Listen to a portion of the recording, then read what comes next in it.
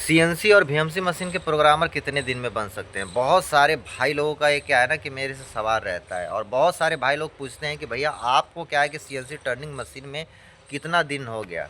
तो गाइज आप सभी लोगों को मैं जितना भी आप सभी लोगों ने क्वेश्चन किया है रिप्लाई मैं करता हूँ। दरअसल गाइज क्या है कि बहुत सारे सब्सक्राइबर लोगों का मेरे पास कमेंट आता है, मैसेज आता है कि भैया इस जो सीएनसी एंड वीएमसी मशीन का प्रोग्रामिंग हम कितने दिन में सीख सकते हैं? देखो भैया, अगर आपने दिमाग यूज़ किया तो ये लगा लीजिए कि 3 महीना बहुत है। अगर आपने दिमाग नहीं लगाया तो भाई 3 साल भी ये लगा लीजिए कि आपके लिए कम पड़ जाएगा।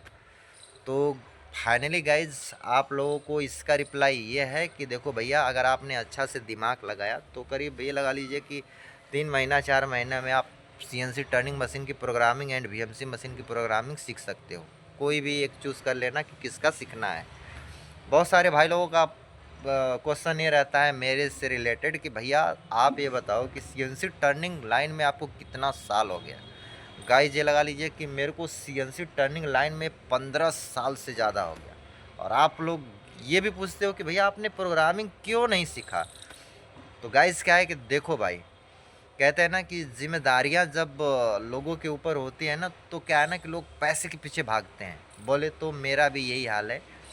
मैं अपने क्या है ना कि घर में बड़ा लड़का हूँ और 5 भाई हैं और अब तो खैर भाई बड़े बड़े हो गए हैं, कमा रहे हैं, अपना खुद के पैरों पे हो गए हैं। पहले क्या कंडीशन ये था कि मैं अकेला कमाने वाला हूँ। कभी भाई ये परेशानी, कभी वो परेशानी, कभी बहन बीमार, कभी परिवार में कुछ, कभी कुछ तो कभी कुछ। प्रोडक्शन लाइन में कुल मिला के हमने काम किया। तो प्रोडक्शन लाइन में गाइस जो भी काम करता है ना तो ये लगा लीजिए कि ज़्यादा कुछ सीख नहीं पाता है, क्योंकि प्रोडक्शन लाइन में लगा लीजिए कि आप पैसे तो कमाएंगे, आपको सैलरी 8 घंटे का इस टाइम 15-17 हज़ार रुपया देने वाले दे रहे हैं। सिर्फ आपको जाना है, बटन दबाना है और उसके बाद क्या है कि घर पे चले जाना है। आप पे लगा लो कि कुछ सीख नहीं पाओगे। तो गाइज क्या है कि मेरे को 12-14 साल का एक्सपीरियंस है बट हमने सीखा नहीं। गाइज उसमें 12-14 साल में जो मैंने काम किया हुआ है उसमें लगा लीजिए कि करीब 4-5 साल गैप भी है, क्योंकि भाई घर पे भी जाना है, रहना भी है, उसमें मैं पढ़ाई भी करता था तो बीच बीच में मेरा ब्रेक होता गया, तो इसकी वजह से मैं सीख नहीं पाया। मेरे को भाई सेटिंग अच्छे से आती है, कोई सा भी सेटिंग हो, ड्राइंग दे दो, प्रोग्राम दे दो, मैं कर लेता हूँ, कोई प्रॉब्लम नहीं होता है। प्रोग्राम भी मैं छोटा मोटा मैं बना लेता हूँ, लेकिन गाइज कहने का मतलब ये है कि पूरा मैं प्रोग्राम नहीं बना पाता हूँ। फिर भाई क्या है कि बहुत सारे भाई लोगों का सवाल ये है कि भैया आपका सैलरी कितना है?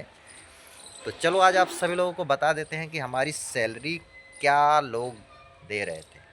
प्रेजेंट टाइम में गाइस क्या है कि मैं वाराणसी बनारस में मैं काम कर रहा था, वहाँ पे जो मेरी सैलरी 8 घंटे की थी वो 18,000 रुपये थी और प्लस 4 घंटा ओवर टाइम अलग से लगता था। गाइस ये लगा लीजिए कि पहले मैंने जब बनारस में मैंने काम किया तो वहाँ पे मैंने 22-23 हज़ार रुपया सैलरी उठाया, क्योंकि ओवर टाइम भी कुछ लग गए थे मेरे। और उसके बाद क्या है कि बीच में ओवर टाइम नहीं चल रहा था तो 18,000 रुपये ऐसे कुछ 15-17 हज़ार रुपया हम उठा लेते थे। तो करीब 3 महीना गाइज हमने काम किया। 3 महीना काम करने के बाद क्या है ना कि काम था नहीं कंपनी में, तो क्या है ना कि कभी कुछ बोल रहे हैं तो कभी कुछ बोल रहे हैं तो कभी कुछ बोल रहे हैं। तो मैंने साफ साफ कहा कि भैया ऐसा है कि काम अगर नहीं है तो भाई मना कर दो कि काम नहीं है, हमारा हिसाब किताब दे दो, हम चले जाएंगे।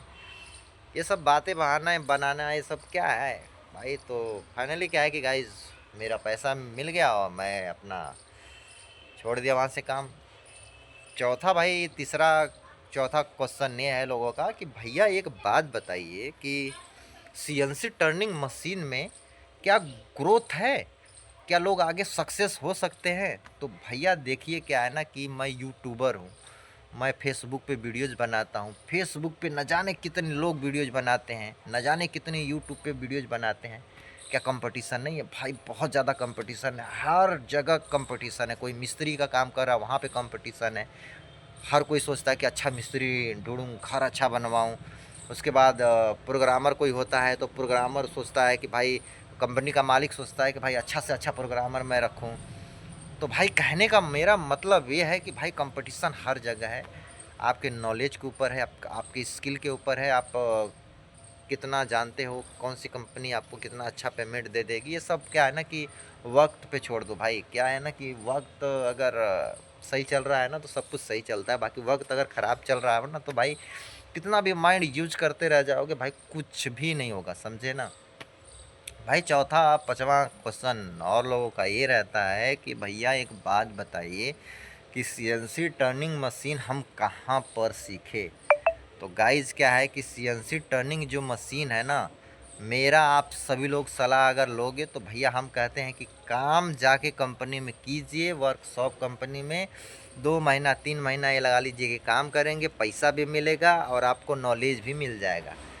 ये जो ट्रेनिंग सेंटर में गाइज क्या है ना कि जाते हैं ना तो ये सिर्फ पैसा फूकते हैं यार, बर्बाद करते हैं, इनको कुछ आता होता है नहीं भाई। सच कहूँ यार, मेरे को न जाने कितने लोगों का मैसेज ऐसे है आया हुआ है कि भैया हम सीएनसी टर्निंग मशीन गए थे ट्रेनिंग सेंटर में लेने के लिए, सीखने के लिए ट्रेनिंग गए थे लेने के लिए, और ये लगा लीजिए कि मुझे अभी तक माइक्रोमीटर नहीं आता है, वर्नियर नहीं आता, ऑफसेट देने नहीं आता है, तो बताइए हम क्या करें।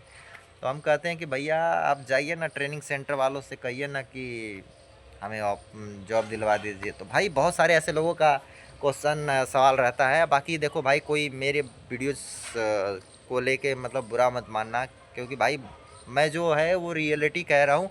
मेरे पास क्या है कि मैसेज आ रहा है। देखो भाई मैं ट्रेनिंग सेंटर वालों के खिलाफ़ नहीं हूँ, कहने का मतलब ये है कि अगर एक स्कूल में 50 विद्यार्थी अगर पढ़ते हैं तो उसमें सभी की नौकरी नहीं लग जाती है सरकारी, बोले तो गवर्नमेंट। ये लगा लीजिए कि उसमें से 2-4 लोगों की लग जाती है, बाकी सब बेरोजगार घूमते हैं। तो यही सोच लीजिए कि आप अगर 50-100 ट्रेनिंग सेंटर में ले रहे हो तो सभी की प्रोग्रामर में जॉब थोड़ी नहीं लग जाएगी भाई। कोई ऑपरेटर भी होगा, कोई हेल्पर भी रहेगा, कोई उस काम को इंटरेस्ट नहीं लिया तो ये लगा लीजिए कि वो काम करेगा भी नहीं।